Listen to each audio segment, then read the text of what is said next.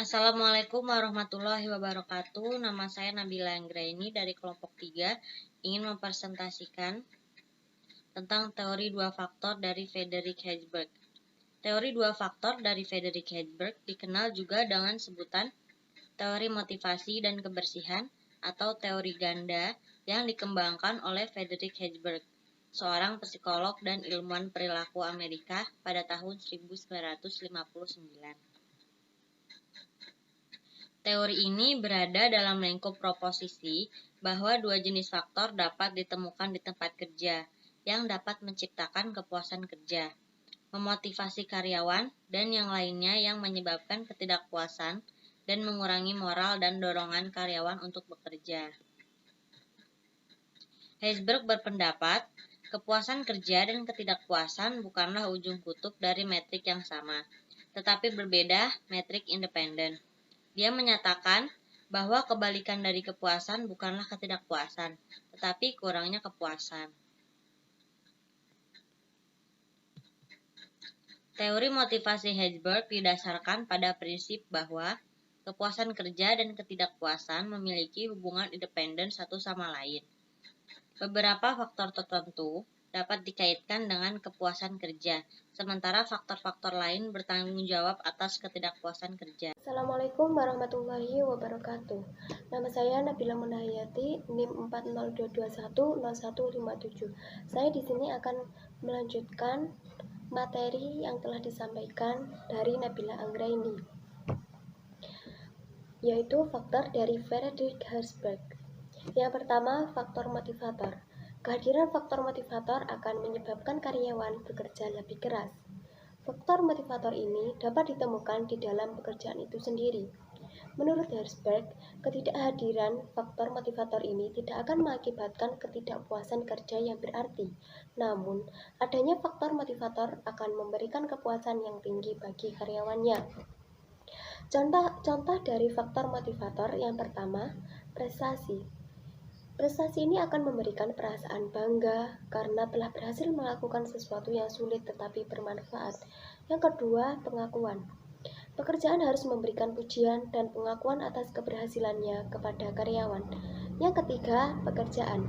Pekerjaan itu sendiri harus menarik, beragam, dan memberikan tantangan yang cukup untuk membuat karyawan tetap termotivasi. Yang keempat, tanggung jawab. Karyawan harus memiliki pekerjaan mereka. Mereka harus menganggap diri mereka bertanggung jawab atas penyelesaian. Yang kelima, pengembangan karir. Peluang promosi harus ada untuk karyawan. Dan yang terakhir, pertumbuhan. Pekerjaan harus memberi karyawan kesempatan untuk mempelajari keterampilan baru. Ini bisa terjadi baik di tempat kerja atau melalui pelatihan yang lebih. Selanjutnya, yang kedua, faktor higien. Tidak adanya faktor higien akan menyebabkan karyawan bekerja kurang keras. Ketidakhadiran faktor higien ini juga akan menyebabkan ketidakpuasan bagi pekerjanya. Namun, adanya faktor higien tidak banyak berpengaruh terhadap kepuasan kerja bagi karyawannya. Faktor higien ini pada dasarnya tidak ada pekerjaan itu sendiri, tetapi ada pada sekitar pekerjaan tersebut. Faktor ini sering diterjemahkan ke dalam bahasa Indonesia menjadi faktor kesehatan atau faktor higienis. Contoh dari faktor higien, yang pertama, kebijakan perusahaan. Perusahaan harus adil dan jelas bagi setiap karyawan. Mereka juga harus setara dengan pesaing-pesaingnya. Yang kedua, pengawasan. Pengawasan harus adil dan sesuai. Karyawan harus diberikan otonomi dan tentunya dalam ruang lingkup yang sewajarnya. Yang ketiga, hubungan. Hubungan yang sehat, ramah, dan pantas harus ada di antara rekan kerja, atasan, dan bawahan. Yang keempat, kondisi kerja. Peralatan dan lingkungan kerja harus aman, cocok untuk tujuan dan higienis, sehat dan bersih. Gaji. Struktur pembayaran harus adil dan masuk akal.